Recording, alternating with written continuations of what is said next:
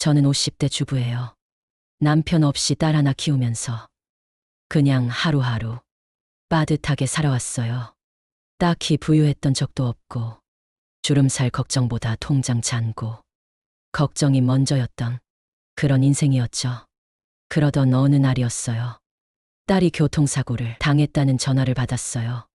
병원에 도착했을 때는 이미 수술실로 실려 들어가 있었고 그 모습을 본 순간 정말 눈앞이 캄캄해졌어요. 병원비는 하루가 다르게 불어나기 시작했고 입원은 무려 5개월이나 이어졌어요. 입원비, 치료비, 약값 숨만 쉬어도 돈이 나가는 기분이었어요. 그래서 정말 어떻게든 무슨 일이든 해서 병원비를 마련해야겠다 싶었죠.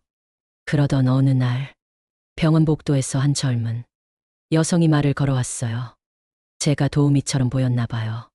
저를 몇 번 봤다면서 인상이 너무 좋다고 하더라고요. 자기 어머니가 80대인데 수술을 하신 후 반신마비가 오셨고 약간의 치매 증상도 있어서 낮 시간에 식사 챙기고 가벼운 집안일만 해줄 사람을 찾고 있다고 했어요. 간병인처럼 거창한 것도 아니고 딸이 퇴근할 때까지 어르신 곁을 지켜드리는 역할이었어요. 저는 고민 끝에 그 일을 맡게 됐어요. 그 집에 처음 갔을 때 문을 열자마자 콧속을 찌르는 냄새가 있었어요. 무슨 냄새라고 딱 말할 수는 없었지만 묵은 먼지랑 눅눅한 이불, 오래된 음식, 냄새가 섞인 듯한 그런 냄새였어요. 신발을 벗고 들어가니 바닥은 다행히 청소는 해둔 것 같았지만 여기저기에 먼지가 쌓여 있었고 곳곳에 덜 마른 걸레, 냄새도 배어 있었어요. 싱크대에는 오래된 그릇들이 쌓여 있었고 개수대 밑에서는 물이 새는 건지 바닥이 약간 젖어 있더라고요. 거실 소파는 천이 해진 부분이 있었고 쿠션은 낡고 꺼져 있어서 앉으면 푹 꺼질 것 같았어요. 텔레비전 옆 작은 선반엔 약봉투들이 수북이 쌓여 있었고 그 위에 먼지가 뽀얗게 내려앉아 있었어요. 아마 약은 제때 챙겨 드시지도 못하셨던 것 같아요. 방 안은 더 안쓰러웠어요. 침대 옆에는 요양용 변기, 의자가 놓여 있었고 그 옆엔 기저귀랑 물티슈, 소독약 같은 것들이 낱개로 굴러다니고 있었어요.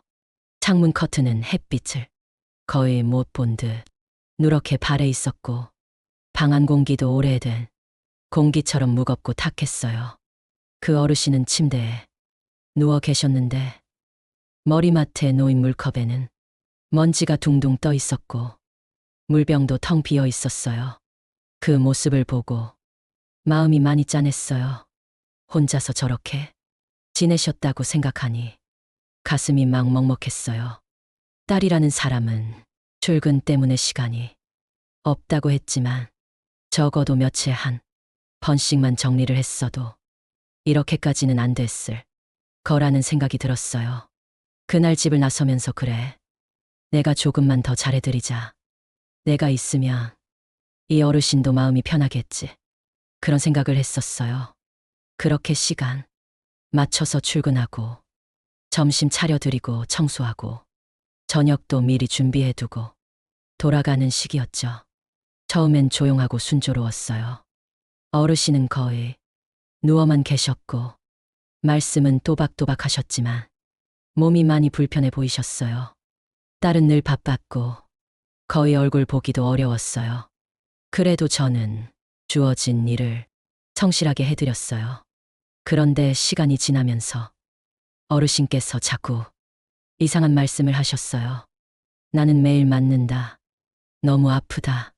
어제도 또 맞았다. 처음엔 그냥 치매 증상이 심해지신 줄 알았어요. 몸을 살펴봐도 멍 같은 건 전혀 없었거든요. 그래서 딸에게 조심스럽게 말씀드렸지만 딱히 대수롭지 않게 넘기더라고요. 그렇게 시간이 흘러 어느 날 갑자기 딸이 그러더군요. 이제 그만 나와도 된다고요. 저도 아쉽지만 알겠다고 했어요. 그날 마지막 인사를 드리러 어르신 방에 갔고 그동안 감사했습니다. 몸조리 잘하세요라고 인사를 드리는데 어르신이 갑자기 제 손목을 꽉 붙잡으셨어요. 그 힘이 생각보다 너무 강해서 순간 움찔했어요. 그때 어르신이 제 눈을 똑바로 보시면서 아주 낮고 떨리는 목소리로 이렇게 말씀하셨어요. 그분이 제 손을 꼭 잡으셨어요. 저기요, 나 요양원에 좀 데려다 줄 수 없겠어요? 중간 말문이 턱 막혔어요. 그 말이 그렇게 간절하게 들릴 줄 몰랐어요. 그러면서 어르신이 덧붙이셨어요. 돈 줄게요. 내가 드릴게요. 그냥 나 거기 가고 싶어요. 그리고는 입술을 꽉 깨문 채 눈물이 조용히 흐르기 시작했어요. 처음 보는 눈물이었어요. 그동안 아무리 불편하고 아파도 내색 한번 안 하시던 분이었는데 그날은 정말 아이처럼 우시더라고요. 소리 내지도 않고 말도 없이 그저 눈에서 주르륵 주르륵 멈추지 않고 흘러내리는 그 눈물 그 모습이 어떻게나 안타깝고 어떻게나 슬프던지 저도 같이 울컥해서 말을 잇지를 못했어요. 그건 따님이랑 상의하셔야 할 것 같아요. 겨우 그렇게 말씀드리고 손을 조심히 놓았어요. 어르신은 아무 말 없이 고개만 끄덕이셨고 저는 그 모습을 끝으로 그 집을 마지막으로 나오게 되었어요. 그때는 몰랐어요. 그 눈물이 무슨 의미였는지, 무엇을 말하고 있었는지. 지금 생각해보면 그분은 다 알고 계셨던 것 같아요. 딸이 자신을 어떻게 생각하는지, 이 집에서 자신이 어떤 존재인지를요. 그렇게 그날이 마지막이었어요. 그리고 며칠 뒤 갑자기 경찰서에서 연락이 왔어요. 저를 폭행 혐의로 조사하겠다는 연락이었어요. 이해가 되지 않았어요. 무슨 소린가 싶었어요. 경찰 말로는 어르신 갈비뼈에 금이 가 있었고 제가 마지막 날 차려드린 저녁을 드시고 토하고 쓰러졌다고 했어요. 심지어 혈액에서 수면제가 검출됐다고 했어요. 그 수면제를 제가 몰래 넣었다는 거예요. 세상이 무너지는 기분이었어요. 그렇게 조사실에 앉아 있는데 딸이 들어오더니 눈빛부터가 달라졌더라고요. 전에 저한테 웃으며 인사하던 그 얼굴은 온데간데 없었어요. 딸은 제 앞에 앉자마자 화난 얼굴로 이렇게 말했어요. 밥에다가 무슨 약을 타셨어요? 순간 귀를 의심했어요. 뭐라고요? 약이요? 그 말을 듣고 저는 예? 무슨 말씀이세요? 하며 되물었어요. 그랬더니 딸은 단호하게 말하더라고요. 마지막 날 저녁 드신 다음에 어머니가 토하고 기절하셨어요. 병원에서 수면제 성분이 나왔어요. 그거 어르신 밥에 타신 거 아니에요? 순간 숨이 턱 막혔어요. 어떻게 그런 말을 할 수 있는지, 그 말을 제 입으로 꺼내는 그 얼굴이 너무 낯설고 무서웠어요. 저는 떨리는 목소리로 저 그런 거 절대 안 했어요. 저는 평소처럼 된장국 끓이고 나물 무치고 반찬 놓아드린 게 전부예요. 그렇게 대답했지만 그 딸은 믿지 않았어요. 오히려 저를 보는 눈이 증오와 확신에 가득 차 있었어요. 어르신 갈비뼈도 금이 갔대요. 그건 또 어떻게 설명하실 건데요? 그때는 정말 온몸이 얼어붙는 것 같았어요. 억울한 것도 억울한 거지만 그동안 내가 진심으로 돌봐드렸던 그 시간이 이렇게 뒤틀려서 돌아온다는 게 너무나도 참담했어요. 숨을 쉴 수도 없고 제 얘기를 아무도 믿어주지 않는다는 느낌이었어요. 그런데 기적처럼 며칠 뒤 경찰서에서 연락이 왔어요. 어르신 휴대폰에서 녹음 파일이 발견됐대요. 어르신은 본인이 폭행당하는 게 너무나도 괘씸해서 가끔 정신이 돌아올 때면 녹음 기능을 켜놓으셨대요. 거기엔 딸이 자기 남자친구와 나눈 대화가 녹음돼 있었어요. 엄마 때문에 너무 힘들다. 돈도 너무 많이 들고. 수면제 먹이면 어떻게 될까? 그냥 그렇게 가면 나도 살겠지. 그 말을 들었을 때 온몸에 소름이 돋았어요.